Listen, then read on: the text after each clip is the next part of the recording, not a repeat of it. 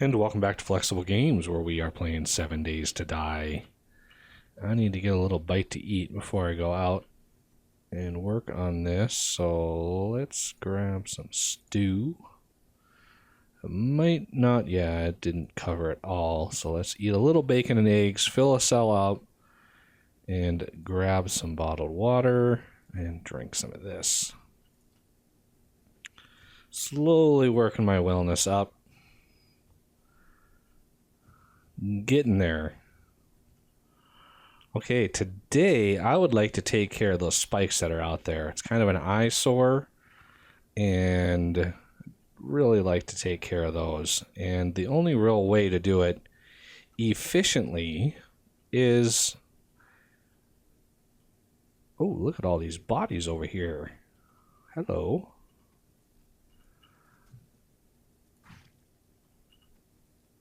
Ooh, I'll take the candlestick. We had a little visit last night. Seems like we had a wandering horde in here. I did clear out a bunch of bodies on the corner. I just didn't see all of these guys in here. They got a little close. When they're running, they can run. Some of the tougher ones can run right over those spikes and not even think twice. So let's go over here.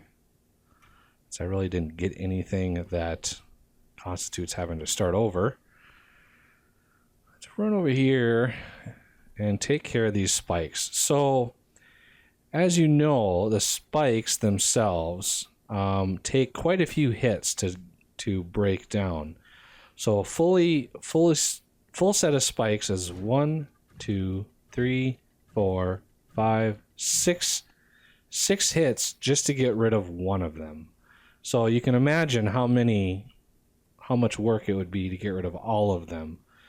So to make that a little bit better, we're going to come in here and we are going to do some auging.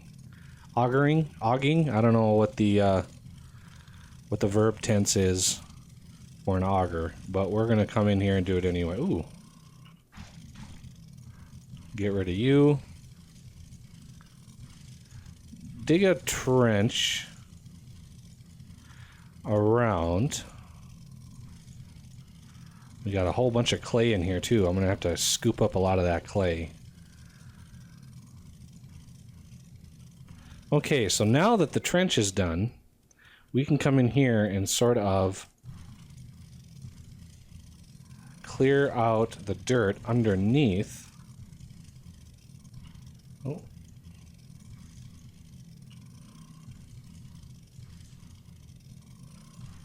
I don't want to get too close to the spikes. You can see they just fall, and then they turn into the wood, sort of the wood, destroyed wood. I don't know what that block is called.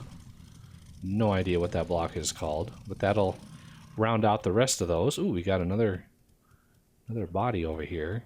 I'll take the glasses. So let's bring our trench out.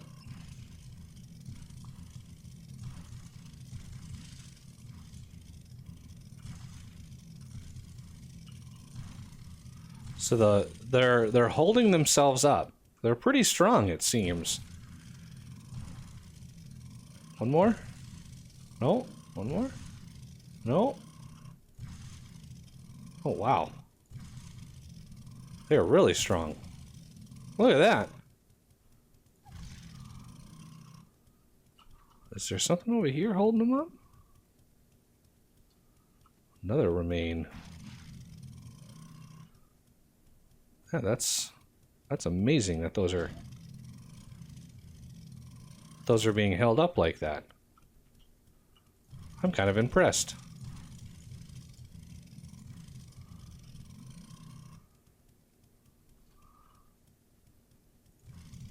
There we go.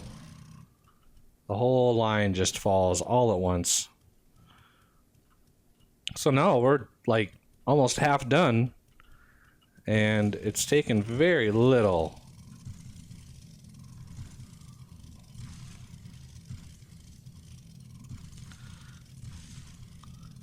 The only real tedious part is filling it back in. And I've got a bunch of forest ground on me to do just that.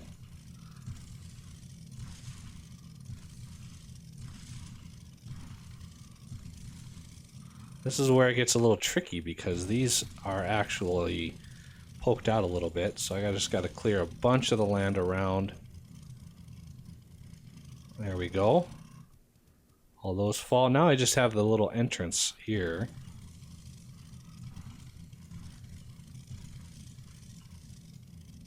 And those should fall. Why aren't they falling? Oh, we got like one or two over here. There we go. Yeah, I took out the rest of that house. We got about 6,000 wood out of that house, which is not bad.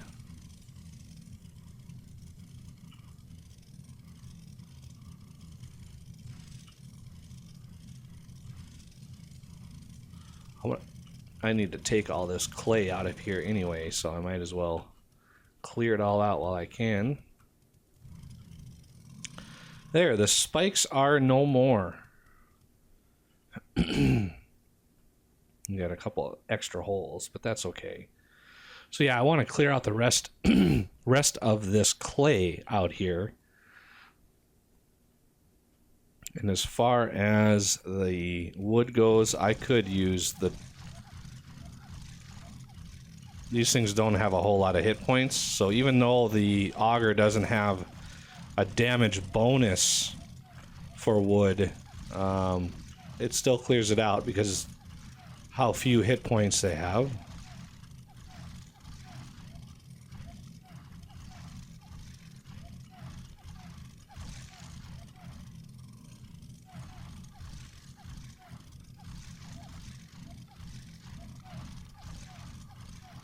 I'm filling up, yeah, I'm kind of filling up my inventory here.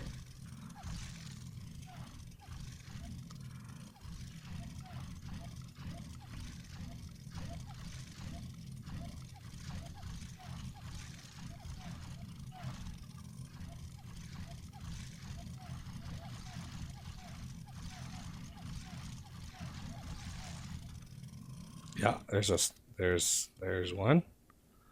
I kind of just want to kill her. Did she scream? I'm undetected. Oh, yeah, she did. She did call in reinforcements. Not seeing anybody else, though. It's kind of strange. Maybe some of them, maybe she called in some crawlers and they just gonna take forever and a day to get to me.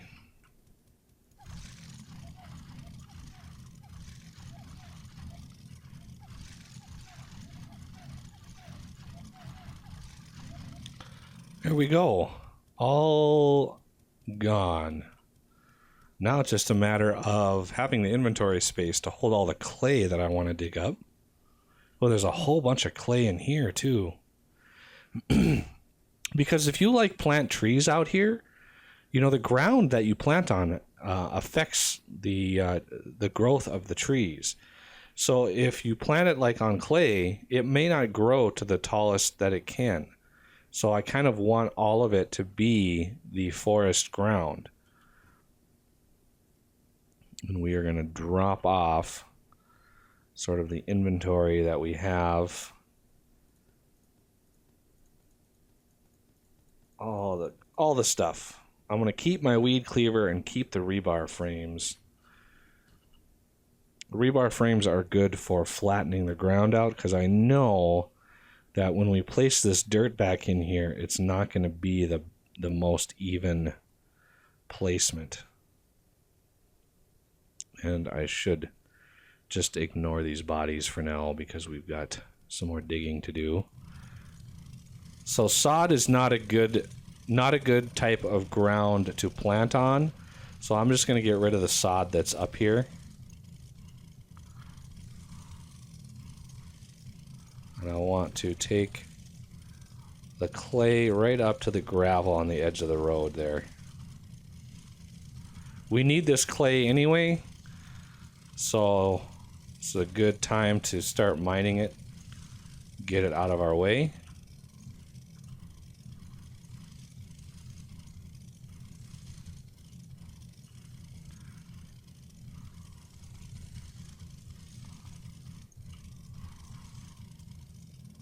Oh, gotta refuel.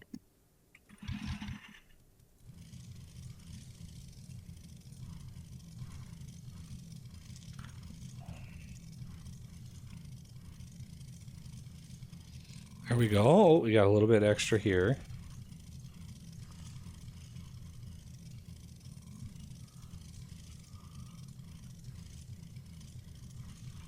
There we go.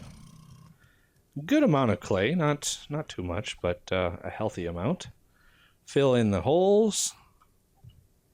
And now we can get to filling in the rest of this with the forest ground. Now, when you initially place like the forest ground or the grassy ground, it'll look like dirt, but it will eventually upgrade to the grassy greenness and then grow plants on top of that, which is why I brought the trusty weed cleaver. Take care of all the plants that spawn. So you can see how lumpy the ground is. And to combat that, you just use frames and you place frames down.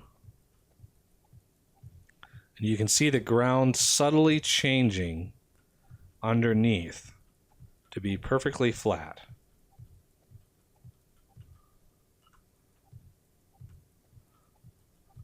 So you just place the frames down and then you just pick them back up again and it's all flattened out.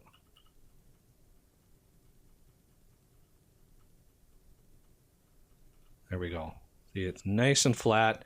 That will, as you can see, the forest ground texture starts popping through, and once that's done, we should get a nice even transition here. So these are low parts. It just takes... I wish there was a machine in the game that did this on a massive scale, where you could just, like, if it ran on fuel, you just started it and you could run across your fields and it would just flatten everything out, make everything nice and even. That would be so handy in a situation like this, where we have a very large area that we've got to cover up.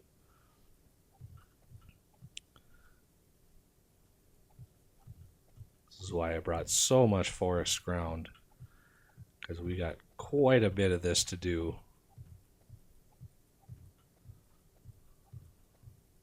Part and partial to the process here. You can see how lumpy that top of that ground is. Which, I mean, if you're going for a more natural look, that's definitely what you want. But if I'm going to be like planting trees and stuff on this ground, I want it to be nice and even.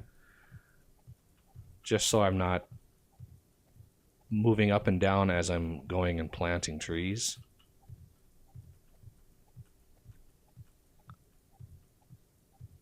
This is also a good way to, if you're really hard up for grass, which I can't imagine anybody would be hard up for grass or plant fibers, putting a bunch of this dirt down will start spawning in all this grass, which then you can harvest for all the plant fibers.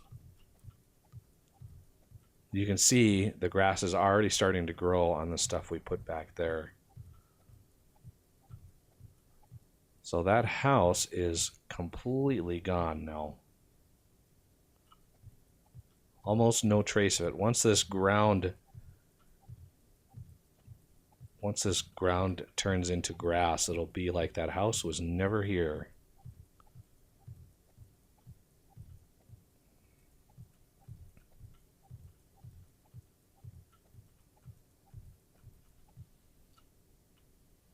So you can see the transition is a little nasty until it starts changing everything over, because the shader has limitations. So we're already starting to convert this and pop up grass. I don't worry about it until after I get done and let a lot of the grass spawn, and then I'll come in with the weed cleaver and clear it up from there.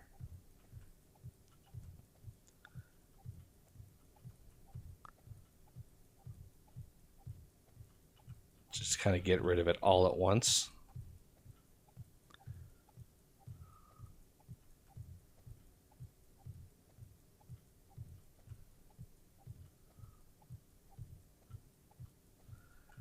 get all this dirt placed here. I crafted quite a bit of it. Hopefully it'll be enough. This is a lot of dirt.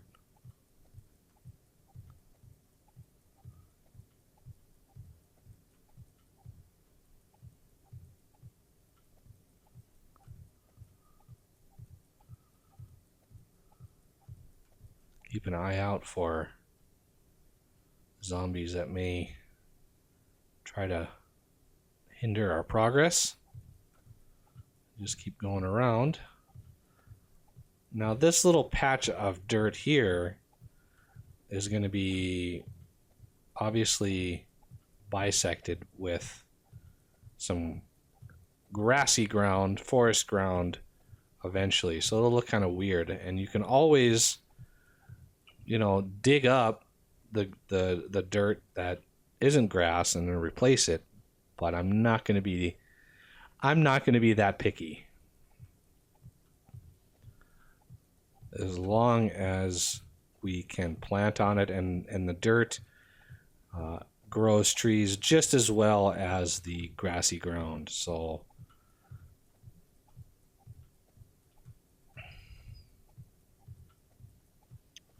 get all the things filled in. So the new game that's come out is Transport Fever, and anybody who is interested in that, obviously by the time this video comes out, I'll have put out a few videos. I'm not sure what I'm going to do yet as far as the time goes. 3 videos a day for me for uploading that. I'm looking at, for 3 videos a day, it'll be about 6 hours of uploading per day just to get those videos up on YouTube, because my upload speed is pretty horrific. So while we're waiting for that to fill in, you can see it goes pretty fast. I mean, it's not superific, but it goes pretty well. I can take this out. I should have plenty of forest ground left, but I do need a lot of clay. And I could just mine this clay out all the way down to, you know, where it stops, but that would be a lot of filling in.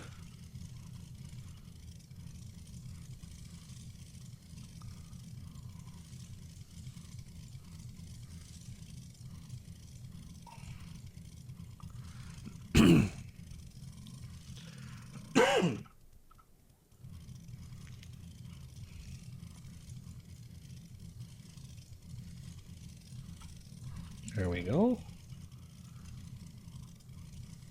I don't even know how many blocks this is. This is a big patch of clay right here.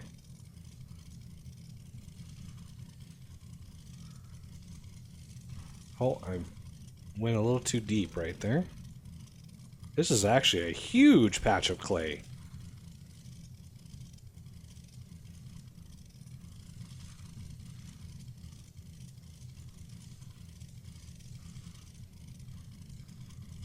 Wow. It didn't seem that big when I was looking at it, but wow, this thing is just massive. How's my inventory? Okay. I mean, it's good. We need the clay, but it's just a lot of blocks that I have to place back.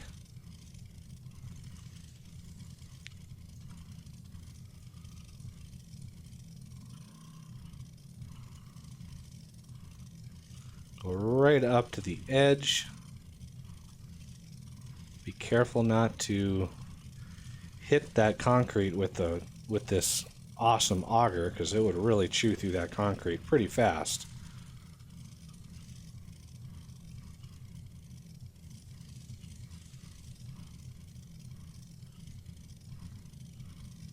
Take care of that.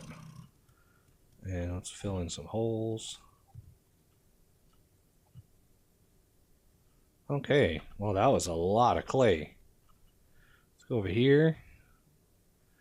This is filling in nicely. Got the grass growing in here.